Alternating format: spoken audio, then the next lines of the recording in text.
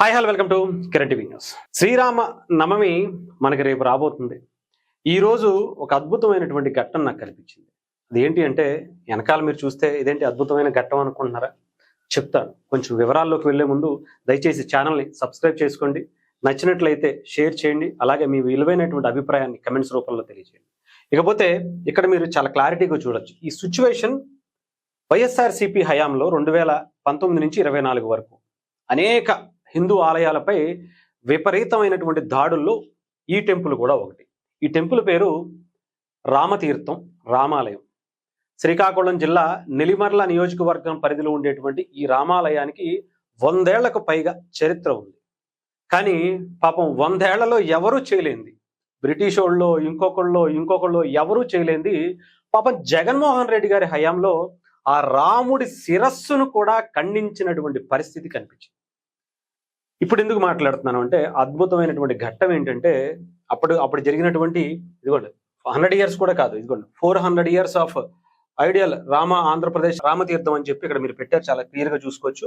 అప్పుడు జరిగినటువంటి సిచ్యువేషన్స్ ఇప్పుడు ఏం జరుగుతుందో మీకు చూపిస్తాను, ఒకసారి చూడండి. అక్కడ జనసేన పార్టీ ఎమ్మెల్యే నెల్లిమర్ల లోకమాధవ్ గారి ఆధ్వర్యంలో పవన్ కళ్యాణ్ గారి సారథ్యంలో ఆ రామతీర్థానికి ఈరోజు గిరి ప్రదక్షిణకి సంబంధించి నిన్న పవన్ కళ్యాణ్ గారు ఆ రోడ్డు మార్గాన్ని ప్రారంభం చేసినటువంటి పరిస్థితి కనిపించింది.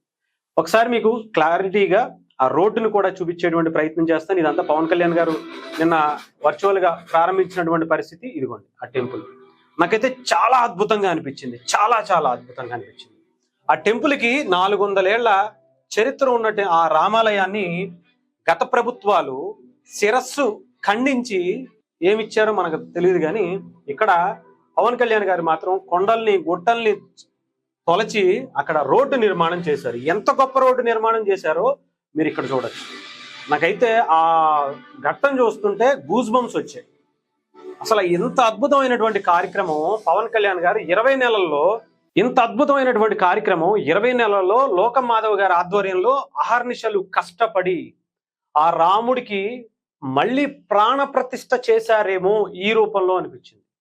ఎంత నిజంగా చెప్తున్నాను కదా, నిజంగా మీరు చూడండి ఎంత అద్భుతంగా ఉందో, ఎంత గొప్పగా నిర్ణయం తీసుకున్నారు, ఎంత గొప్ప అవకాశాన్ని హిందూ భక్తులకు ఇచ్చారు. దీనివల్ల ఉపయోగం ఏంటి అని కూడా చాలా మంది వాగేవాళ్ళు ఉన్నారు. వాళ్ళందరికీ టూరిజం రూపంలోనో ఇంకొక రూపంలో ఈ దేశంలో టెంపుల్ స్టేట్గా ఉన్నటువంటి తమిళనాడు వెళ్ళి అడగండి ఆ మాట చెప్తారు, కేరళ వెళ్ళి అడగండి ఆ మాట చెప్తారు, గుజరాత్ వెళ్ళి అడగండి చెప్తారు, ఉత్తరప్రదేశ్ వెళ్ళి అడగండి చెప్తారు. టెంపుల్స్ వల్ల ఈరోజు ఈ దేశం ఇలా నిలబడింది అంటే గుడి వల్లే, ధర్మం మీద నిలబడినటువంటి ఆ గుడుల వల్లే. అర్థమవుతుందా? ఇది ఆ రామాలయానికి సంబంధించి. ఒకరేమో ఈ రామతీర్థ రాముడిని శిరస్సు ఖండించి ఇప్పుడు రాముడికి ఏమవుద్ది, ఆ హనుమంతుడి చెయ్యిరిగితే హనుమంతుడికి ఏమవుద్ది, ఆ రథం తగలబడిపోతే రథం ఏమవుద్ది అనుకునేటువంటి ప్రభుత్వం నుంచి ఇప్పుడు ఆ రాముడికి, ఆ రాముడిని నమ్ముకునేటువంటి భక్తులకి ఇక్కడ మార్గాన్ని వేసినటువంటి ప్రభుత్వాన్ని కూడా మనం చూడొచ్చు.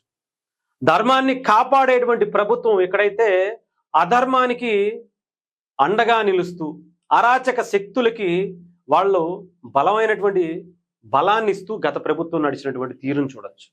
ఇక్కడ కూటమి ప్రభుత్వంలో నెల్లిమర్ల మాధవ్ గారు వచ్చిన తర్వాత, నెల్లిమర్ల లోకమాధవ్ గారు వచ్చిన తర్వాత ఇంత భారీ ఎత్తున అటు పవన్ కళ్యాణ్ గారు ఇచ్చినటువంటి సహకారంతో, అక్కడ దేవాదాయ శాఖ అలాగే చంద్రబాబు నాయుడు గారు ఇచ్చిన సహకారంతో ఎంత గొప్ప పని అంటే నిజంగా ఇది హిందువులకు గౌరవించేటువంటి పనిగా మనం చూడాలి.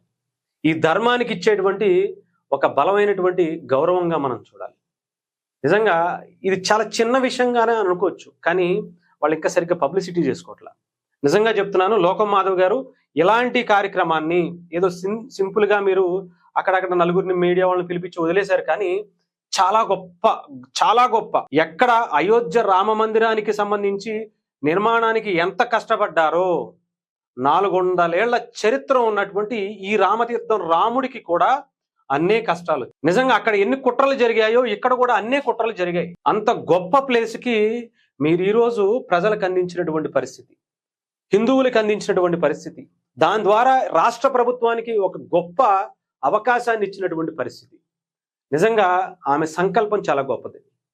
ఆమె నెల్లిమర్ల మాధవ్ గారు ఎమ్మెల్యే అవ్వగానే అనేక కార్యక్రమాల మీద ప్రత్యేకమైనటువంటి దృష్టి పెట్టి, ఇలాంటివి నేను వెంటనే చేయాలి సార్, నాకు మీరు చేయాల్సిందే అని నాకు తెలిసి నేను చూశాను.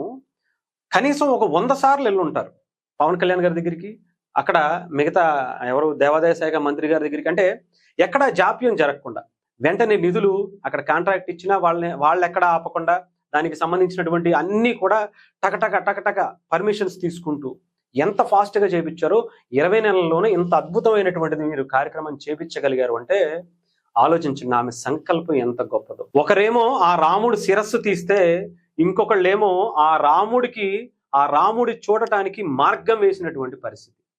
ఆ రాముడిని నిజంగా చెప్తున్నాను కదా, ఎంత హ్యాపీగా ఫీల్ అవుతాడంటే ఈ పవనుడు ఇచ్చినటువంటి ఆ మార్గాన్ని నిజంగా చాలా హ్యాపీగా ఫీల్ అవుతాడు. రేపు పొద్దున్న శ్రీరామనవమి రాబోతుంది. ఆ కళ్యాణం ఆ రామతీర్థంలో ఇన్ని సంవత్సరాల తర్వాత ఇప్పుడు అసలు సిసలైనటువంటి శ్రీరామ పట్టాభిషేకం మనకి ఈ రామతీర్థంలో మనం చూడబోతున్నాం. ఆ పవనుడు ఇచ్చినటువంటి ఆ ఆంజనేయ స్వామి పవన్ కళ్యాణ్ గారి రూపంలో అక్కడ ఈ రహదారిని నిర్మించి ఇంతమంది భక్తుల అభిమానాన్ని ఆ రాముడి చూసేందుకు ఈసారి అవకాశం కల్పించారని చెప్పాలి. నిజంగా చెప్తున్నాను కదా, చిన్న విషయం కాదు. దయచేసి ఇలాంటి వాటిని మీరు బయటకు చూపించవలసినటువంటి అవసరం ఉంది. చాలా గొప్ప ఈ అవకాశాలని శ్రీరామనవమి రోజుని కావచ్చు, తర్వాత కావచ్చు, మీరు ఎప్పుడు పెట్టుకుంటారో పెట్టుకోండి. ఇలాంటి కార్యక్రమాలను దేశం మొత్తం చూపించాలి. అంత గొప్ప చరిత్ర ఉన్నటువంటి 400 ఏళ్ల చరిత్ర ఉన్నటువంటి ఈ రాముడికి ఇంకా ప్రాచుర్యంలోకి తీసుకెళ్లాల్సినటువంటి పరిస్థితి అయితే ఉంది. సో డెఫినెట్ గా దీని మీద చొరవ తీసుకోవాలని, ఇంకా ముందుకు తీసుకువెళ్ళాలని. ఇప్పటికే చాలా చేశారు, అద్భుతంగా చేశారు. బట్ ఆశించినంత స్థాయిలో ఇంకా మీరు చేసిన దానికి గుర్తింపు రాలేదు అనేది నా అభిప్రాయం.